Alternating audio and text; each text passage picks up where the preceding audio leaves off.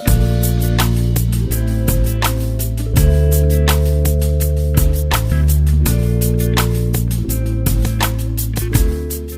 everyone and welcome back to Joys That Flies. If you're new here, my name's Cassidy and I deal with the sewing side of this channel. So in today's tutorial, I'm going to be teaching you how to sew a pair of boxer shorts. Now this is a free downloadable PDF pattern. It's also beginner friendly and it has pockets, which every female loves to hear about their clothes. So there's not much to go into it. It's not a very detailed, hard tutorial. So I'm going to jump straight into what you're going to need to sew it. First thing you're going to need to sew your boxer shorts is your fabric. Now for these boxer shorts, you can use a whole different range of fabrics.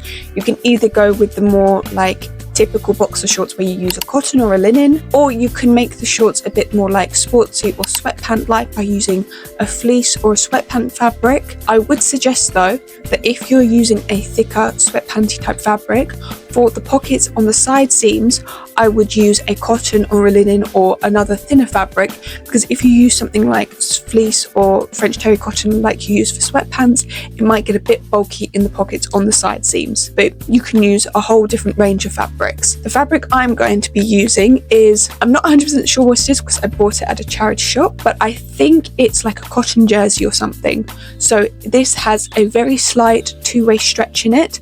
So if you're using a fabric that is slightly stretchy, it won't change the pattern at all, and also the pattern is perfect if you're using non-stretchy fabric. And for the amount of fabric you're going to need, of course it will depend on your size, but just so that you have an idea, for me I use approximately 1 meter to 1.5 meters of fabric if I want to stay on the safe side, and I use a size 8 in my PDF pattern. And then the next couple of things you're going to need is some elastic, and you're only going to need enough for the circumference of your waist, and it's got to be 1 inch wide. If you go any smaller or any wider on your elastic, just keep in mind that you're either going to have to take some fabric from the top of the shorts or you're going to need to add some on. So just keep that in mind for later on. And then the next thing you're going to need is the PDF pattern, but I'm going to delve into that properly in 2 seconds so you don't get confused. And then the last thing you're going to need is just your general sewing equipment. So things like your sewing machine and overlocker if you have one. Don't panic if you don't, I've got other options for you, and your ironing board and everything like that. To get the PDF pattern, all you're going to want to do is follow the first link in the description down below, and that will take you to our website, which as you can see has the PDF pattern on it.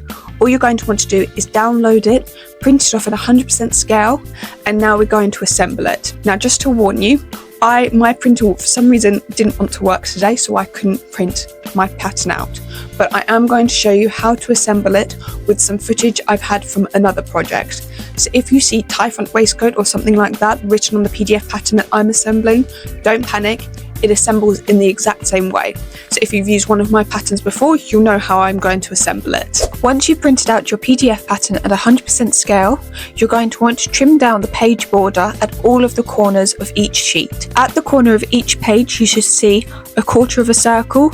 Just trim down the page border by that circle.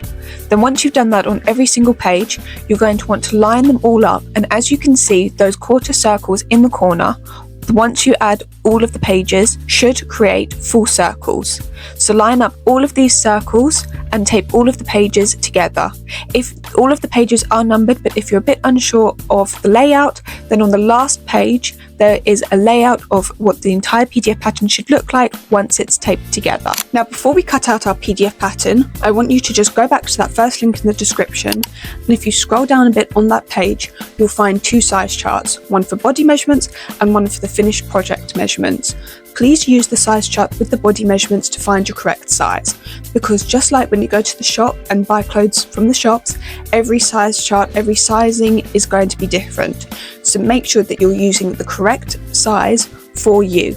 So please use those size charts. And so once you've found your correct size, you can go ahead and cut your PDF pattern out. Then cut out your fabric, as is said on each pattern piece. Take one of your front pieces over to your ironing board, and at the top, so where the waistband is, you're going to want to iron a hem of 1/4 inch.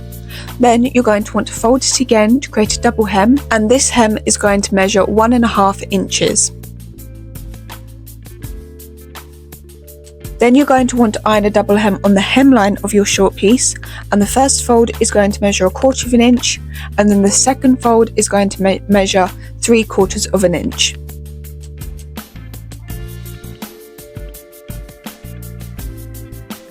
Then repeat that on your other front piece and both of your back pieces. Then take one of your front pieces, unfold the hems, and you're going to want to place your other front piece right sides together with it.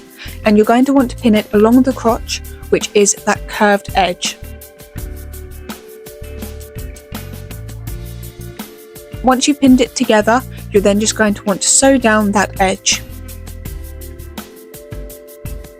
Now, if you have an overlocker, you're going to want to overlock that edge we just sewed, but if you don't, on your general sewing machine, you're going to want to change the stitch to a zigzag stitch, and along that edge sew a zigzag stitch, and it gives a similar effect to an overlocker and will stop the fabric from fraying.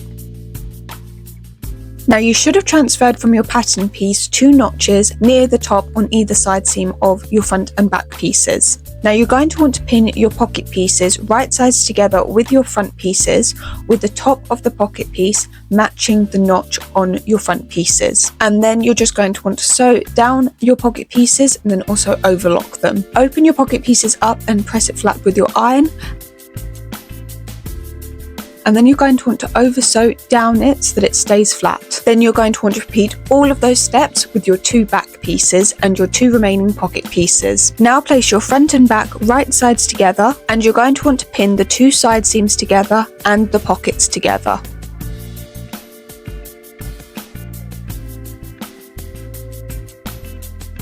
Now you're going to want to sew starting at the top of your side seam, coming down until you come in line with the top of the pocket, then stop and go all of the way around your pocket, and then once again finish off by carrying on down the rest of the side seam, and then just overlock that seam as well. Once you've sewn both of the side seams, you're now going to want to pin the inseams. So just pin them together matching the crotch seam on the back and the front, and then just sew along it.